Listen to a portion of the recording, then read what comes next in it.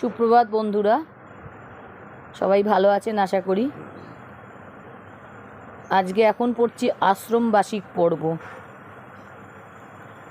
এই পর্বগুলো খুবই ছোট, তাই আমি একই সঙ্গে পড়ে ফেলছি। আজকেই আমি মহাভারত পড়া সম্পূর্ণ করে ফেলব। দয়া করে আমার চ্যানেলটিকে সাবস্ক্রাইব করবেন ও গল্পটি ভালো লাগলে শেয়ার করবেন, আমার চ্যানেলের পাশে থাকবেন। ধন্যবাদ। আশ্রমবাসিক পর্ব।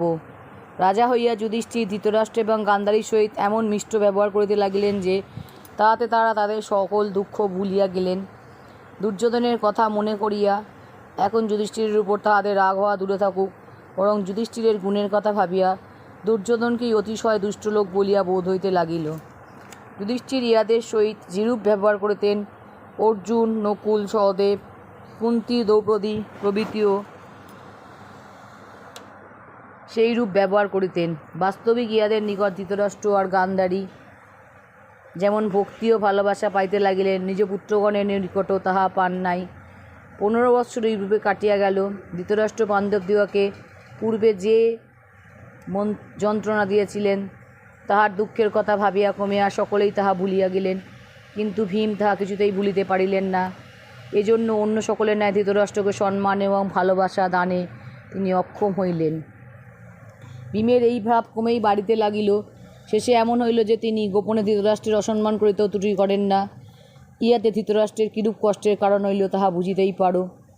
এই সময় ভীম একদিন যুধিষ্ঠির, অর্জুন প্রভৃতির অসাক্ষাতে ধৃতরাষ্ট্র এবং গান্ধারীকে শুনাইয়া নিজ বন্ধুগণের নিকট বলিতেছিলেন, আমি আমার এই চন্দন মাখা দুখানি হাত দিয়াই ধৃতরাষ্ট্রের পুত্রদিগকে বধ করিয়াছি। একথা শুনিয়া গান্ধারী চুপ করিয়া রইলেন, কিন্তু ধৃতরাষ্ট্র ইহা সহ্য করিতে না পারিয়া তখনই নিজের বন্ধুদিগকে ডাকাইয়া কাঁদিতে কাঁদিতে বলিলেন, হে বন্ধুগণ, আমি যে কুরুবংশ নাশের মূল তাহা তোমরা জানো। সকলে যখন আমাকে হিতবাক্য বলিয়াছিল তখন আমি তাহা শুনি নাই। এতদিনে সেই পাপের দণ্ড গ্রহণ করিতেছি। এখন আমি আর গান্ধারী প্রতিদিন মৃগচর্ম পরিধান, মাদুরে স্বয়ং এবং দিনান্তে যৎকিঞ্চিৎ ভোজনপূর্বক ভগবানের নাম লইয়া দিন কাটাই। একথা জানিলে যুধিষ্ঠিরের অতিশয় ক্লেশ হইবে বলিয়া কাহারও নিকটে আর প্রবেশ করি নাই। তারপর তিনি যুধিষ্ঠিরকে বলিলেন, বাবা যুধিষ্ঠির, তোমার মঙ্গল হোক। তোমার যত্নে এতদিন পরম সুখে কাল কাটাইলাম।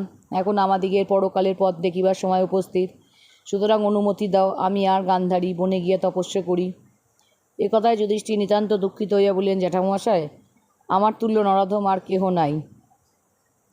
আপনি অনাহারে ভূমিশয্যায় এত কষ্টে কাল কাটাইয়াছেন, আর আমি আপনার সংবাদ না লইয়া নিশ্চিন্ত রহিয়াছি। আপনি যদি কষ্ট পান তবে আমার সুখের কী প্রয়োজন? দুর্যোধন আপনার যেরূপ পুত্র ছিল, আমাদিগকেও সেইরূপ মনে করিবেন। আপনি বনে গেলে এই রাজ্য লইয়া আমি কিছুমাত্র সুখ পাইব না। আপনি আমাদিগের দিকে চাহিয়া মনকে শান্ত করুন, আমরা আপনার সেবা করিয়া কৃতার্থ হই। ধৃতরাষ্ট্র বলিলেন, বাবা, বৃদ্ধকালে বনে গিয়া তপস্যা করাই আমাদের কুলের ধর্ম। সুতরাং আমার তা করিতে বড়ই ইচ্ছা হইতেছে, তুমি ইহাতে আমাকে নিষেধ করিও না। অনাহারে ধৃতরাষ্ট্রের শরীর এতই দুর্বল হইয়াছিল যে তিনি এইটুকুনি বলিতে বলিতে অজ্ঞান হইয়া পড়িয়া গেলেন। তাহাতে যুধিষ্ঠিরের অতিশয় দুঃখ হইল বটে, কিন্তু তিনি বহু চেষ্টা বিস্তর মিনতি করিয়াও ধৃতরাষ্ট্রের মত ফেরাইতে পারিলেন না। ইহার উপরে আবার ব্যাসদেব আসিয়া তাহাকে ধৃতরাষ্ট্রের কথায় সম্মত হইতে বলিলে কাজেই শেষে তাহাকে তাহাই করিতে হইল। তখন ধৃতরাষ্ট্র বিনয় বচনে প্রজাদিগের নিকট বিদায় লইয়া মৃতপুত্র এবং আত্মীয়গণের কল্যাণার্থ অনেক দানপূর্বক বন গমনে উদ্যত হইলেন। কার্তিক মাসের পূর্ণিমার দিন বলকল এবং মৃগচর্ম পরিধানপূর্বক ধৃতরাষ্ট্র এবং গান্ধারী, বিদুর এবং সঞ্জয়কে লইয়া গৃহের বাহির হইলে স্ত্রী পুরুষ সকলে কাঁদিতে কাঁদিতে তাহাদের সঙ্গে চলিল। কুন্তী এবং গান্ধারীর কাঁধে ভর দিয়া ধৃতরাষ্ট্র আগে আগে যাইতে লাগিলেন। তাহাদের পশ্চাতে যুধিষ্ঠির, ভীম, অর্জুন, নকুল, সহদেব, দ্রৌপদী, সুভদ্রা, উত্তরা প্রভৃতি সকলেই চলিলেন। সকলেরই চোখে জল, কাহারও মন স্থির রাখিবার শক্তি নাই।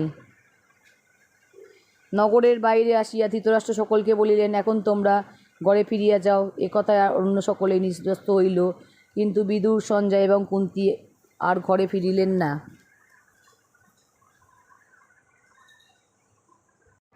কুন্তীকেও বনে যাইতে দেখিয়া পাণ্ডবদিগের যে কি দুঃখ হইল, আমার কি সাধ্য যে তাহা লিখিয়া জানাই।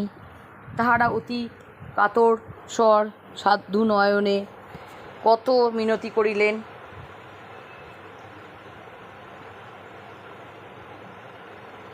কিন্তু কিছুতেই তাহাকে ফিরাইতে পারিলেন না। তখন অগত্যা তাহার নিকট বিদায় লইয়া সকলকে হস্তিনায় আসিতে হইল।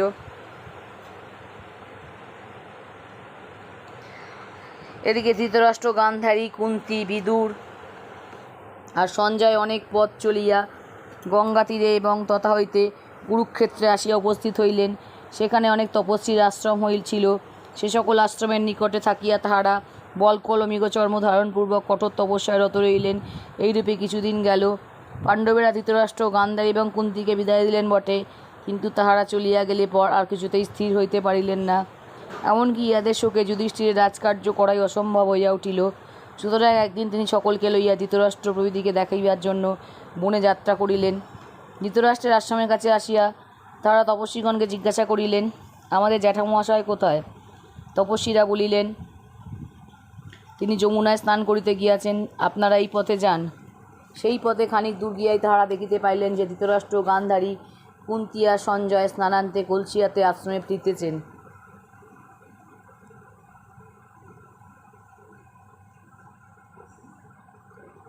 সহদেব কুন্তীকে দেখিয়া উচ্চস্বরে কাঁদিতে লাগিলেন। অন্য সকলেরও চোখে জল আসিল। তখন তাহারা দ্রুতপদে গিয়া ধৃতরাষ্ট্র, গান্ধারী এবং কুন্তীকে প্রণামপূর্বক তাহাদের হাত হইতে কলসি গ্রহণ করিলেন। তারপর তারা ধৃতরাষ্ট্রের আশ্রমে আসিয়া তাহাকে ঘেরিয়া বসিলে সেই সময়ের জন্য তাহাদের মনে সকল দুঃখ দূর হইয়া গেল। তখন ধৃতরাষ্ট্রকে বোধ হইতে লাগিল তিনি হস্তিনাতেই রহিয়াছেন। আশ্রমে ধৃতরাষ্ট্র, গান্ধারী, কুন্তী আর সঞ্জয় মাত্রই আছেন, কিন্তু বিদুর কোথায়? বিদুরকে দেখিতে না পাইয়া যুধিষ্ঠির ব্যাকুল চিত্রে ধৃতরাষ্ট্রকে জিজ্ঞাসা করিলেন, জ্যাঠামশাই, বিদুর কাকা কোথায়? ধৃতরাষ্ট্র বলিলেন, আহার ত্যাগপূর্বক ঘোরতর তপস্যা আরম্ভ করিয়াছেন। তপস্বীরা বনে মাঝে মাঝে তাহাকে দেখিতে পান। এমন সময় সেই আশ্রমের নিকটে বিদুরকে দেখিতে পাওয়া গেল। তার মস্তক জটাকুল, সদী কর্দমাক্ত, অস্থিচর্মসার এবং পরিচ্ছদবিহীন। একটিবার মাত্র তিনি আশ্রমের দিকে তাকাইয়া আবার প্রস্থান করিলেন। যুধিষ্ঠির তৎক্ষণাৎ তাহার পশ্চাতে বনের দিকে ছুটিতে ছুটিতে বলিতে লাগিলেন, কাকা, আমি যে আপনার যুধিষ্ঠির, আপনার সঙ্গে দেখা করিতে আসিয়াছি। তখন সেই বিজন বনে বিদুর একটি গাছ ধরিয়া দাঁড়াইলে যুধিষ্ঠির তাহার নিকট উপস্থিত হইয়া আবার বলিলেন, আমি আপনার যুধিষ্ঠির, আপনার সঙ্গে দেখা করিতে আসিয়াছি। এই বলিয়া যুধিষ্ঠির তাহার সম্মুখে দাঁড়াইবা মাত্র সেই মহাপুরুষের আত্মা তাহার দেহ ছেড়ে যুধিষ্ঠিরের দেহে আসিয়া প্রবেশ করিল। তাহার দেহটি তেমনইভাবে গাছ দাঁড়াইয়া রহিল, কিন্তু যুধিষ্ঠিরের বোধ হইল যেন তাহার বল দ্বিগুণ বাড়িয়া গিয়াছে। অমনি দৈববাণী হইল, মহারাজ, তুমি ইহার দেহ দাহ করিও না, ইহার জন্য শোক করিও না, কেননা ইনি স্বর্গে আসিয়া অতি উচ্চ সম্মান লাভ করিবেন। তখন যুধিষ্ঠির আশ্রমে ফিরিয়া এই আশ্চর্য ঘটনার কথা সকলকে বলিলেন। বিদুর যে কী তাহা পরদিন ব্যাসদেব সেখানে আসিলে তাহার নিকট জানা গেল। মান্ডব্য মুনির শাপে ধর্মকে মানুষ হইয়া জন্মগ্রহণ করিতে হয়, তিনি ছিলেন বিদুর। সেই সময় ব্যাসদেব ধৃতরাষ্ট্র, গান্ধারী প্রভৃতির মনে সান্ত্বনা দিবার নিমিত্ত অতি আশ্চর্য কাজ করিয়াছিলেন। কুরুক্ষেত্রের যুদ্ধে যত বীর মারা গিয়াছিলেন সকলে ব্যাসের ডাকে পরলোক হইতে ধৃতরাষ্ট্রের নিকট আসিয়া উপস্থিত হন। ইহাতে তখন সেই আশ্রমে কী আনন্দের ব্যাপার যে হইয়াছিল তাহা কি বলিব। ব্যাসের বরে সে সময়ের জন্য ধৃতরাষ্ট্রের চক্ষুও ভালো হইয়া গেল। সুতরাং তিনিও পুত্রগণকে প্রাণ ভরিয়া দেখিয়া লইলেন। 1 মাস কাল ধৃতরাষ্ট্রের আশ্রমে থাকিয়া যুধিষ্ঠির প্রভৃতিরা হস্তিনায় ফিরিয়া আসেন। তারপর 2 বৎসর চলিয়া গেলে একদিন দেবর্ষি নারদ যুধিষ্ঠিরের নিকট আসিয়া উপস্থিত হইলেন। নারদ ধৃতরাষ্ট্রের আশ্রম দেখিয়া আসিয়াছেন একথা জানিতে পারিয়া যুধিষ্ঠির তাহাকে বলিলেন, ভগবান, যদি জ্যাঠামহাশয়, জেঠিমা, মা এবং সঞ্জয়ের কোনো সংবাদ পাইয়া থাকেন তবে দয়া করিয়া তাহা বলুন। নারদ বলিলেন, তোমরা তপবন হইতে চলিয়া আসিলে ধৃতরাষ্ট্র, গান্ধারী, কুন্তী আর সঞ্জয় অতি কঠোর তপস্যা আরম্ভ করেন। সে সময় ধৃতরাষ্ট্র আর গান্ধারী জল ভিন্ন আর কিছুই খাইতেন না।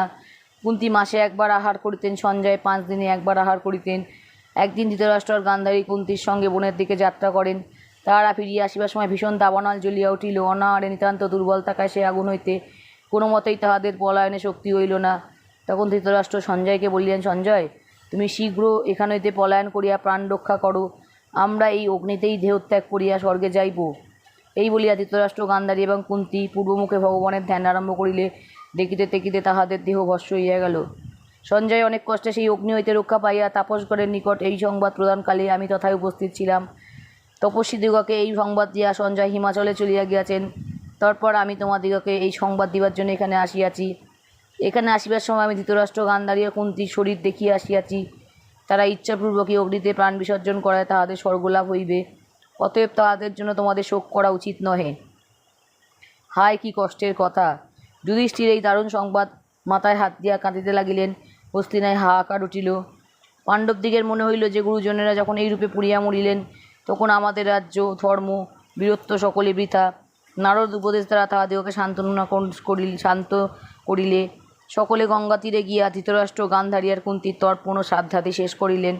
বনবাসে ধৃতরাষ্ট্র, কুন্তী আর গান্ধারী 3 বৎসর কাটিয়াছিল। এইখানেই আশ্রমিক পর্ব শেষ করলাম।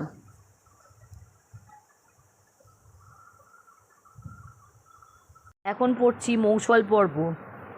তারপর 18 বৎসর চলিয়া গেল। যুধিষ্ঠিরের রাজত্বের 36 বৎসর পূর্ণ হইলে অনেক অদ্ভুত ঘটনা ঘটে।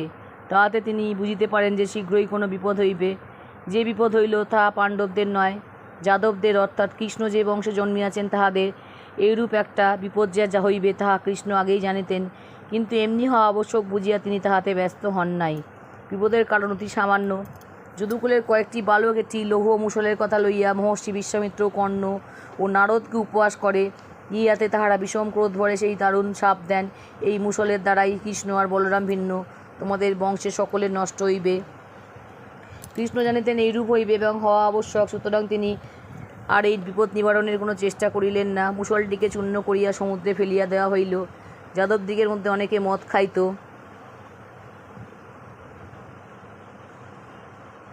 পাছেই সকল লোক মাতাল হইয়া কোনো কিছু একটা বিপদ ঘটায়, এই জন্য তখন হইতে মদ্যপান বন্ধ করিয়া দেওয়া হইল। আশা ছিল ইহাতে লোকের চরিত্র ভালো হইবে, কিন্তু ফল হইল ঠিক তাহার বিপরীত। এই সময় একদিন যাদবেরা সকলে প্রবাস তীর্থে যায়। তাহারা মনে করিয়াছিল যে সেখানে গিয়া খুব আমোদ প্রমোদ করিবে, সুতরাং তাহারা আয়োজন সঙ্গে লইতে ভুলিল না। দুঃখের বিষয় যে এত নিষেধ সত্ত্বেও তাহারা এই আয়োজনের সঙ্গে মদও লইল। সেই মদে যে কি সর্বনাশ হইল তাহার কথা শুনো। প্রবাস তীর্থে গিয়া বলরাম, সাত্যকী, কৃতবর্মা প্রভৃতি সকলে কৃষ্ণের সম্মুখেই সুরাপান করিতে লাগিলেন। ইহার পর মাতাল হইয়া তাহারা ঝগড়া আরম্ভ করিবেন, তাহা বিচিত্র কি! তখন সাত্যকী কৃতবর্মাকে বলিলেন, তুই বড় নির্দয় লোক, ঘুমের ভিতরে লোককে মারিতে গিয়াছিলি। ইহাতে কৃতবর্মা চটিয়া বলিলেন, তুই তো ভূরিশ্রবার মাথা কাটিয়াছিলি, তোর মতো নির্দয় কে আছে? এইরূপে কথায় কথায় বিবাদ আরম্ভ হইয়া সে তাহা বড়ই সাংঘাতিক হইয়া দাঁড়াইল। সাত্যকী কৃতবর্মার মাথা কাটিয়া ফেলিলেন। কৃতবর্মার পক্ষের লোকেরা তাহাদের নিজ নিজ থালা হাতেই সাত্যকীকে আক্রমণ করিলেন। তখন কৃষ্ণের পুত্র প্রদ্যুম্ন আসিয়া সাত্যকী সাহায্য করিতে লাগিলেন। তারপর ক্রমে ঘোরতর যুদ্ধ আরম্ভ হইল। কৃতবর্মার লোকেরা কৃষ্ণের সম্মুখেই সাত্যকী এবং প্রদ্যুম্নকে বধ করিল।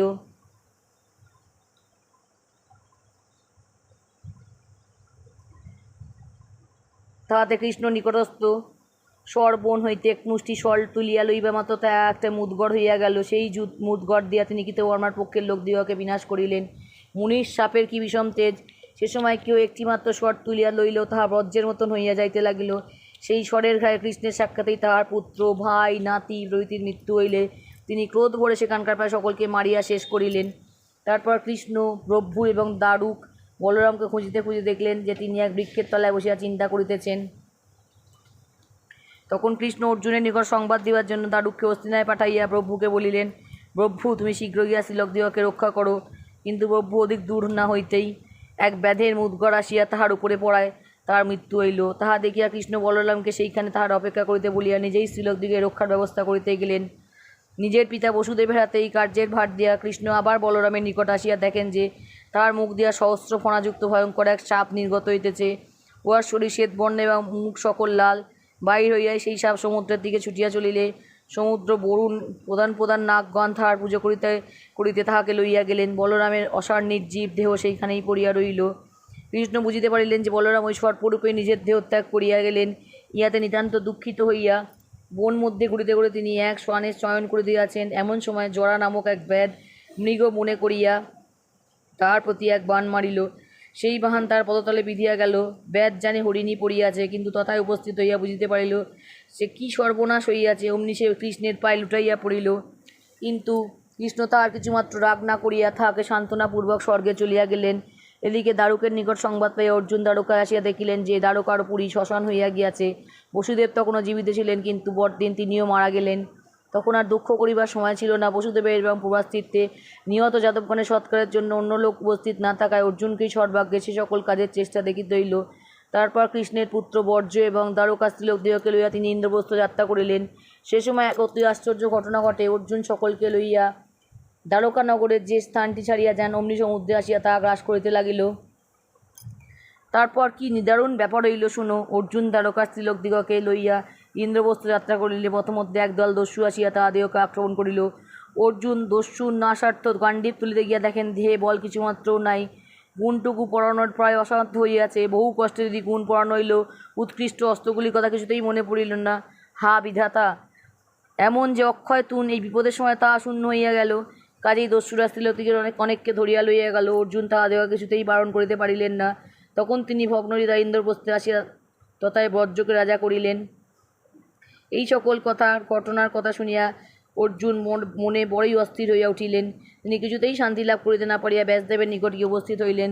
ব্যাস তার মলিন মুখ দেখিয়া জিজ্ঞাসা করিলেন, কি হইয়াছে অর্জুন? আজ কেন তোমাকে এইরূপ চিন্তিত এবং বিষণ্ণ দেখিতেছি? এ কথার উত্তর অর্জুন তাহাকে কৃষ্ণ, বলরাম এবং অন্যান্য যাদবগণের মৃত্যুর সংবাদ দিয়া বলিলেন। কৃষ্ণের শোকে আমার জীবন ধারণ করাই ভার বোধ হইতেছে, আমি কিছুতেই শান্তি পাইতেছি না। তারপর দ্বারকায় নারীগণকে অনয়নকালে একদল দস্যু আমাদিগকে আক্রমণ করে। ওই সময় আমার গান্ডীবে গুণ চড়ানো অতি ক্লেশক্লড হইল। অক্ষয় তুন শূন্য হইয়া গেল। দিব্য অস্ত্র সকল কিছুতেই ধারণে আসিল না। এই সকল ঘটনার কথা ভাবিয়া আমি নিতান্ত অস্থির হইয়াছি। ভগবান, এখন আমার কি কর্তব্য তাহা বলুন। অর্জুনের কথা শুনিয়া ব্যাস বলিলেন, এই পৃথিবীতে তোমাদের কার্য শেষ হইয়াছে। আমার মতে এখন তোমাদের স্থান পরিত্যাগ করিয়াই উচিত। তোমাদের কাজ শেষ হওয়া মাত্রই দিব্য অস্ত্র সকল তোমাকে ছাড়িয়া গিয়াছে, তাই তুমি তাহাদিগকে স্মরণ করিতে পারো নাই। এখন তোমাদের স্বর্গারোহণের কাল উপস্থিত, সুতরাং তারই চেষ্টা দেখো। মহাপ্রস্থানিক পর্ব। যদুবংশের বিনাশ ও কৃষ্ণের দেহত্যাগের কথা শুনিয়া আর যুধিষ্ঠির পৃথিবীতে থাকিতে চাইলেন না।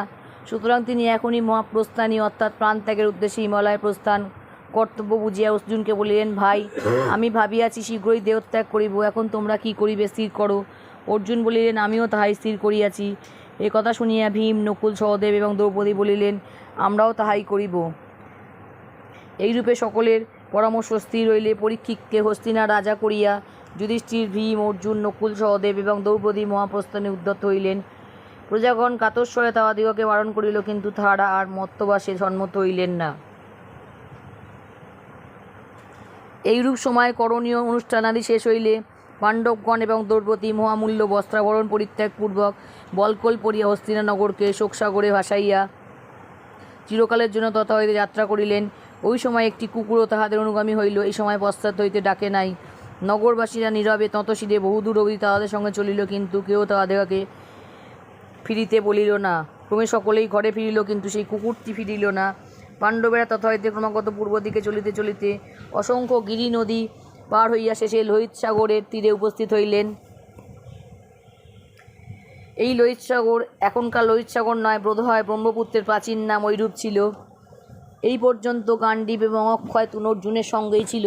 সেই সময় এক পর্বতাকার পুরুষ পাণ্ডবদিগের পত্রোধ করিত বলিলেন, হে পাণ্ডবগণ, আমি অগ্নি। কৃষ্ণ তাহার চক্র পরিত্যাগ করিয়াছেন।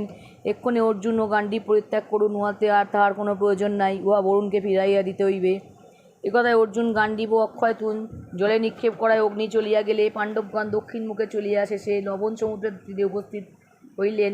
তথা হইতে সমুদ্রের তীর দিয়া দক্ষিণ পশ্চিমে ও তারপর ক্রমাগত পশ্চিম দিকে বহুদূর চলিয়া আবার সমুদ্র তীর প্রাপ্ত হইলে জলের উপরে দ্বারকার মঠাদি চূড়া সকল দেখা গেল। তারপর তাহারা ক্রমাগত উত্তর দিকে চলিয়া অবশেষে হিমালয় আরোহণ করিতে লাগিলেন। এই সময় সহসা দ্রৌপদীর অঙ্গ অবশ হইয়া গেল। তিনি আর চলিতে না পারিয়া সে স্থানেই পড়িয়া গেলেন। তাহা দেখিয়া ভীম যুধিষ্ঠিরকে জিজ্ঞাসা করিলেন, মহারাজ, দ্রৌপদী তো কখনো কোনো অপরাধ করেন নাই, তবে কেন ইহার পতন হইল? যুধিষ্ঠির বলিলেন, দ্রৌপদী আমাদের অপেক্ষা অর্জুনকে অধিক ভালোবাসিতেন, সেই পাপেই তাহার পতন হইয়াছে। এই বলিয়া যুধিষ্ঠির ভগবানের চিন্তা করিতে করিতে পথ চলিতে লাগিলেন। প্রভাপ্রস্থানের যাত্রীকে ফিরাইয়া তাকিতেই নাই, সুতরাং তিনি দ্রৌপদীর পানে চাইয়া রইলেন না। কিছুকাল পর সহদেবও অবশ হইয়া পড়িয়া গেলেন। তখন তিনি ভীম যুধিষ্ঠিরকে জিজ্ঞাসা করিলেন, মহারাজ, সহদেব অতি সুশীল ছিল এবং সর্বদাই আমাদের সেবা করিত, সে কি অপরাধে পতিত হইল? যুধিষ্ঠির বলিলেন, সর্বাপেক্ষা বিদ্বান বলিয়া সহদেবের অহংকার ছিল, তাহাতেই উহার পতন হইয়াছে। এই বলিয়া যুধিষ্ঠির এক মনে ভগবানকে ভাবিয়া চলিতে লাগিলেন, সহদেবের দিকে ফিরিয়া চাহিলেন না। তারপর দ্রৌপদী ও সহদেবের শোকে অবশ হইয়া নকুল পড়িয়া গেলে ভীম পুনরায় যুধিষ্ঠিরকে জিজ্ঞাসা করিলেন, মহারাজ, নকুল পরম ধার্মিক ছিল, সে কি জন্য পতিত হইল? যুধিষ্ঠির বলিলেন, নকুল ভাবিত তাহার মতো সুন্দর লোক পৃথিবীতে নাই, তাহাতে তাহার পতন হইয়াছে। চলো, উহাদের দিকে আর ফিরিয়া তাকাইবার প্রয়োজন নাই। এই বলিয়া যুধিষ্ঠির আর ফিরিয়া না চাইয়া এক মনে পথ চলিতে লাগিলেন। কিঞ্চিৎ পরে দ্রৌপদী, সহদেব এবং নকুলের জন্য শোক করিতে করিতে অর্জুনও পড়িয়া গেলেন। তাহাতে ভীম জিজ্ঞাসা করিলেন, মহারাজ, মহাত্মা অর্জুন হাস্যোচ্ছলে কথা মিথ্যে কথা বলেন নাই, তাহার কেন পতন হইল? যুধিষ্ঠির বলিলেন, অর্জুন অহংকারপূর্বক বলিয়াছিল যে সে একদিনেই সকল শত্রু সংহার করিবে, কিন্তু তাহা করিতে পারে নাই। সে অন্য বীরগণকে তুচ্ছ করিত, এই জন্যই আজ তাহাকে পরিত হইল। এই বলিয়া যুধিষ্ঠির স্থির চিত্তে ভীম আর কুকুরকে লইয়া চলিতে লাগিলেন। কিছুকাল পরে ভীমেরও শরীর অবশ হইয়া গেল। তিনি ভূপতিত হইয়া উচ্চ ঈশ্বরে যুধিষ্ঠিরকে ডাকিয়া জিজ্ঞাসা করিলেন, মহারাজ, আমি আপনার অতি প্রিয় পাত্র, আমার কি অপরাধ হইয়াছিল? যুধিষ্ঠির বলিলেন, তুমি অন্যকে না দেওয়া নিজে অপরিমিত আহার করিতে, আর তোমার তুল্য বলবান কেউ নাই বলিয়া অহংকার করিতে, ইহাই তোমার অপরাধ। এই বলিয়া ভীমের দিকে আর না চাহিয়া যুধিষ্ঠির স্থির চিত্তে পথ চলিতে লাগিলেন। সেই কুকুর তখনও তাহার সঙ্গে ছিল। অনন্তর যুধিষ্ঠির আর অল্পদূর গমন করে ইন্দ্র উজ্জ্বল রথারোহণে তাহার নিকট উপস্থিত হইয়া বলিলেন, এই রথে উঠো, তোমাকে স্বর্গে লইয়া যাইতেছি। যুধিষ্ঠির বলিলেন, আমার দ্রৌপদী এবং প্রিয় ভাই সকল পথে পড়িয়া আছে, তাহাদিগকে ছাড়িয়া আমার স্বর্গে যাইতে ইচ্ছা নাই। তাহা শুনিয়া ইন্দ্র বলিলেন, ওরা তো তোমার পূর্বেই স্বর্গে গিয়াছেন, উহাদের জন্য কেন দুঃখ করিতেছ? তুমি তোমার এই শরীর সমেত স্বর্গে গিয়া তাহাদিগকে দেখিতে পাইবে। তখন যুধিষ্ঠির বলিলেন, দেবরাজ, এই কুকুর আমাদের ভালোবাসিয়া এতদূর আমার সঙ্গে ইহাকে ছাড়িয়া আমি কেমন করিয়া স্বর্গে যাইব? সুতরাং দয়া করিয়া ইহাকেও আমার সঙ্গে আসিতে দিন। ইন্দ্র বলিলেন, আজ তুমি স্বর্গে গিয়া দেবচ্যুত সুখ লাভ করিবে, আজ যেন একটা কুকুরের জন্য চিন্তা করিতেছ, ওটা থাকুক, তুমি আইসো। যুধিষ্ঠির বলিলেন, স্বর্গের সুখ লাভ করিতে হইলে যদি আমার পরম ভক্ত এই কুকুরটিকে পরিত্যাগ করিতে হয়, তবে সেই সুখে আমার প্রয়োজন নাই। ইন্দ্র বলিলেন, যে কুকুরের সঙ্গে বাস করে সে স্বর্গে যাইতে পারে না, সুতরাং শীঘ্র ওটাকে পরিত্যাগ করো। যুধিষ্ঠির বলিলেন, ও আমাকে ভালোবাসে, সুতরাং আমি নিজের সুখের জন্য উহাকে পরিত্যাগ করিতে পারিব না। ইন্দ্র বলিলেন, তুমি দ্রৌপদীকে আর তোমার ভাইদিগকে পরিত্যাগ করিতে পারিলে একটা কুকুরকে ছাড়িতে পারিবে না?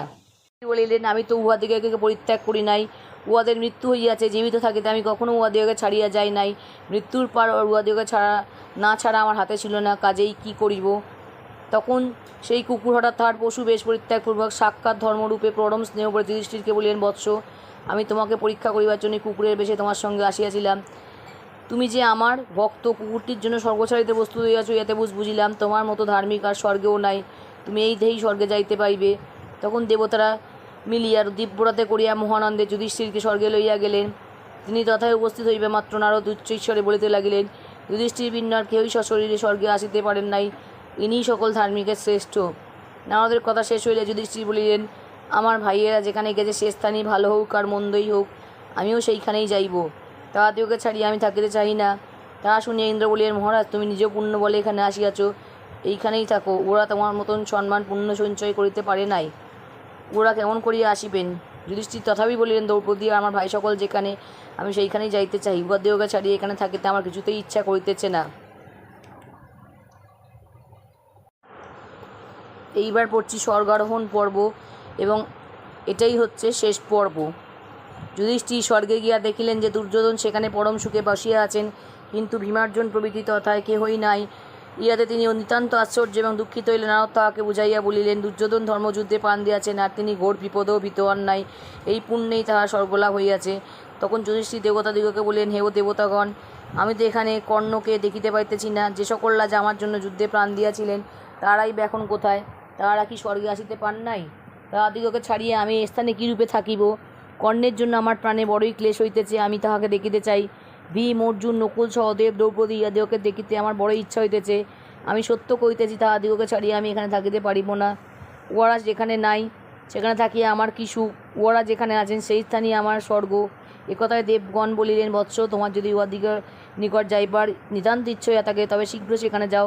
ইন্দ্র আমাদিগকে তোমার সকল ইচ্ছাই পূর্ণ করিতে বলিয়াছেন, সুতরাং আমরা তাহা করিব। এই বলিয়া তাহারা একজন দেবদূতকে ডাকিয়া বলিলেন, তুমি শীঘ্রই ইহাকে নিয়া ইহার আত্মীয়গণের সহিত দেখা করাও। দেবদূত তখনই যুধিষ্ঠিরকে পথ দেখাইয়া লইয়া চলিল। সে বড়ই ভীষণ পথ, পাপীরা উহাতে চলাফেরা করে, মশা, মাছি, কীট, ভল্লুকাদিতে এবং অস্থি, রক্তমাংসের কর্দম, পুঁতিগন্ধে সেই ঘোর অন্ধকার পথ পরিপূর্ণ। চারিদিকে ভীষণ অগ্নি, লৌহচঞ্চী কাক ও গৃধিনীগল দলে দলে তথায় উড়িয়া বেড়াইতেছে। পর্বতাকার সুমুখ ভূতগণ তথায় ছুটাছুটি করিতেছে। তাহাদের কোনোটা রক্তমাখা, কোনোটার হাত পা কাটা, কোনোটার নাড়ি বুড়ি বাহির হইয়া পড়িয়াছে। সেখানকার নদীর জল আগুনের মতো গরম।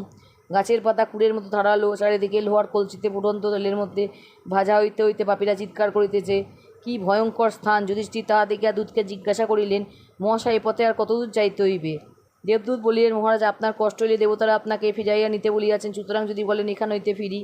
একথায় যুধিষ্ঠির সেখান হইতে ফিরিলেন, আর অমনি চারিদিক হইতে অতি কাতস্বরে কাহারা করিতে লাগিল, হে মহারাজ, দয়া করিয়া আর এক মুহূর্ত অপেক্ষা করুন। আপনার আগমনে সুন্দর বাতাস বহিয়া আমাদিগকে অনেক শীতল করিয়াছে। অনেক দিন পর আপনাকে দেখিয়া আমাদের বড় সুখ হইতেছে। আপনি দয়া করিয়া আর এক মুহূর্তের জন্য অপেক্ষা করুন। চারিদিক হইতে এইরূপ কাতর বাক্য শুনে যুধিষ্ঠিরের বড়ই দয়া হইল, কিন্তু আর কাহার শব্দ কোথা হইতে আসিতেছে তিনি কিছুই বুঝিতে পারিলেন না। তখন তিনি বলিলেন, হে দুঃখী লোক সকল, তোমরা কে, আর কি জন্য তোমরা কষ্ট পাইতেছ? যুধিষ্ঠির এই কথা কইবা মতো চারিদিক হইতে একসাথে, আমি কর্ণ, আমি ভীম, আমি অর্জুন, আমি নকুল, আমি সহদেব, আমি দ্রৌপদী, আমরা আপনার পুত্রগণ, এইরূপে সকলে পরিচয় দিতে লাগিলেন। তখন যুধিষ্ঠির ভাবিলেন, হায় কি কষ্ট! আমার পুণ্যবান প্রিয়তমেরা এমন কি পাপ করিয়াছে যে তাহাদেরকে স্থানে আসিতে হইল? আর দুষ্ট দুর্যোধনী বা কি এমন পুণ্য করিয়াছে যে সবান্ধবে স্বর্গে বসিয়া সুখ ভোগ করিতে পাইল? এ অতি অবিচার। এইরূপ চিন্তা করিয়া যুধিষ্ঠির দেবদূতকে বলিলেন, মহাশয়, আপনি যাহাদের দূত তাহাদিগকে বলুন যে আমি এই স্থানেই থাকিলাম, আর আমি সেইখানে যাইব না। আমার ভাইয়েরা আমাকে পাইয়া সুখী হইয়াছে। দেবদূত এ সকল কথা ইন্দ্রকে জানাইলে দেবতারা সকলে সেই ভয়ঙ্কর স্থানে যুধিষ্ঠিরের নিকট আসিয়া উপস্থিত হইলেন। তখন দেখিতে দেখিতে সেখানকার সকল অন্ধকার, দুর্গন্ধ এবং ভর দূর হইয়া সে স্থান স্বর্গের ন্যায় সুন্দর হইয়া গেল। তারপর ইন্দ্র যুধিষ্ঠিরকে বলিলেন, মহারাজ, দেবতারা তোমার উপর অতিশয় সন্তুষ্ট হইয়াছেন, আর তোমাকে কষ্ট পাইতে হইবে না। তোমার পুণ্যের বলে সর্বাপেক্ষা উচ্চ ফল লাভ হইয়াছে। নরক দেখিতে হইল বলিয়া তুমি বিরক্ত হইও না। সকল রাজাকেই একবার নরক দেখিতে হয়। পাপ পুণ্য সকলেরই থাকে। যাহার পাপ অধিক সে আগে অল্পকাল স্বর্গে থাকিয়া পরে নরক ভোগ করে, আর যাহার পুণ্য অধিক সে আগে নরকে থাকিয়া সে স্বর্গ ভোগ করে। সেই জন্যই তোমাকে আগে নরক দেখাইয়াছি।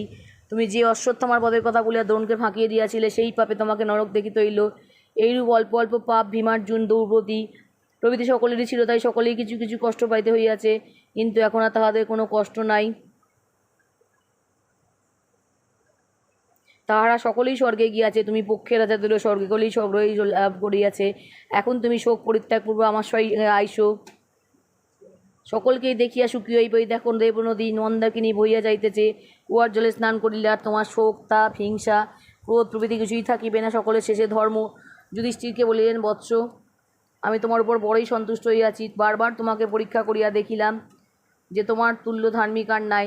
তুমি যে তোমার ভাইদিগকে ছাড়িয়া স্বর্গভোগ করিতে চাও নাই, ইহাতেও তোমার মহত্বের প্রমাণ পাওয়া যাইতেছে। এখন তুমি আমার সঙ্গে এই মন্দাকিনীর পবিত্র জলে স্নান করো।